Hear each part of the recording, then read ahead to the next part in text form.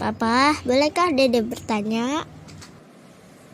Boleh sayang, mau tanya apa?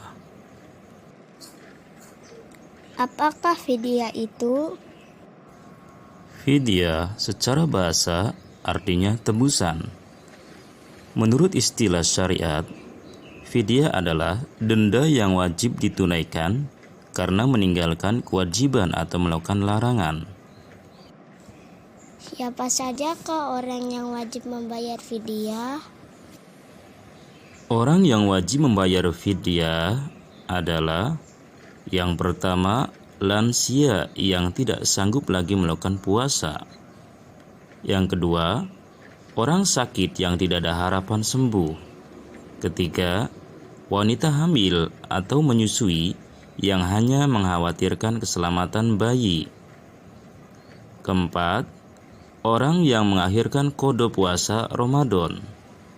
Kelima, orang mati yang memiliki hutang puasa.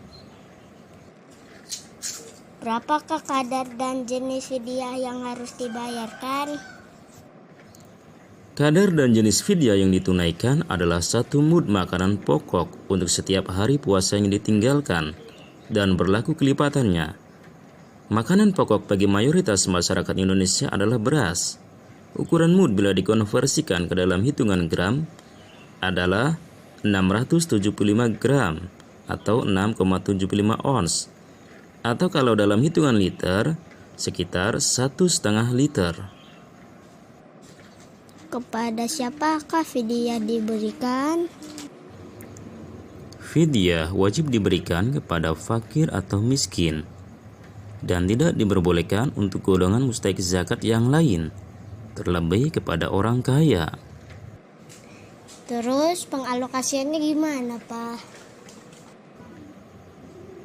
Fidyah dialokasikan beberapa mud untuk beberapa hari puasa yang ditinggalkan kepada satu orang fakir miskin.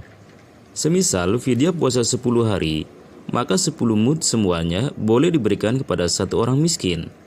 Pembayaran fidyah untuk sehari tidak diperbolehkan diberikan kepada 2 orang atau lebih. Semisal fidyah puasa wanita menyusui 1 hari, maka 1 mud fidyah tidak boleh diberikan kepada 2 orang fakir. Fidyah puasa ibu hamil 2 hari, maka tidak cukup diberikan kepada 4 orang miskin. Kalau tata cara niat fidyahnya gimana, Pak? Fidyah adalah ibadah yang berkaitan dengan harta, sehingga disyaratkan niat dalam melaksanaannya seperti zakat dan kafarat. Beberapa contoh niat fidyah diantaranya seperti niat fidyah puasa bagi orang sakit keras dan lansia. Nawaitu an ukhrija hadhil fidyah liftari shaumi Ramadan fardhu lillahi ta'ala. Kalau kita tidak bisa bahasa Arabnya, bisa juga dalam bahasa Indonesia. Aku niat mengeluarkan fidyah ini karena berbuka puasa di bulan Ramadan, fardu karena Allah Ta'ala.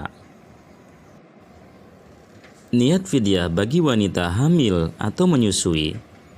Nawaitu an ukhrija hadhil fidyah an iftari shaumi Ramadan lil khawfi ala waladi fardhu lillahi ta'ala.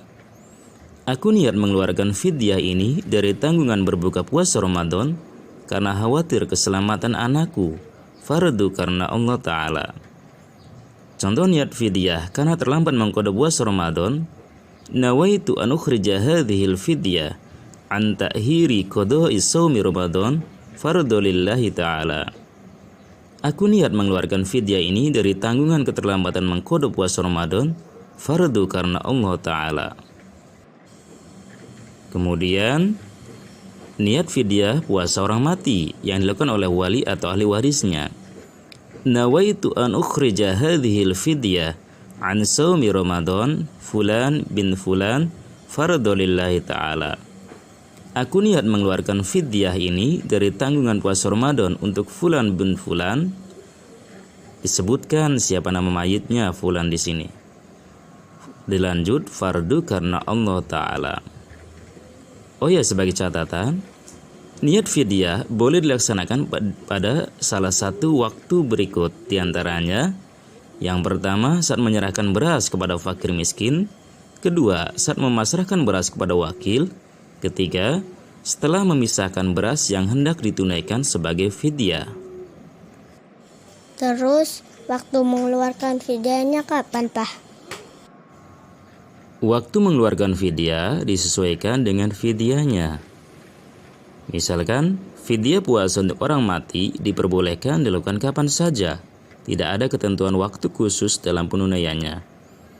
Sedangkan fidyah puasa bagi orang sakit keras, tua renta, dan ibu hamil atau menyusui diperbolehkan dikeluarkan setelah subuh untuk setiap hari puasa. Boleh juga setelah terbenamnya matahari di malam harinya. Bahkan lebih utama di permulaan malam.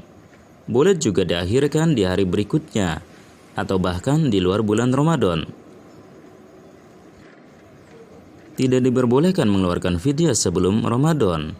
Juga tidak sah sebelum memasuki waktu maghrib untuk setiap hari puasa.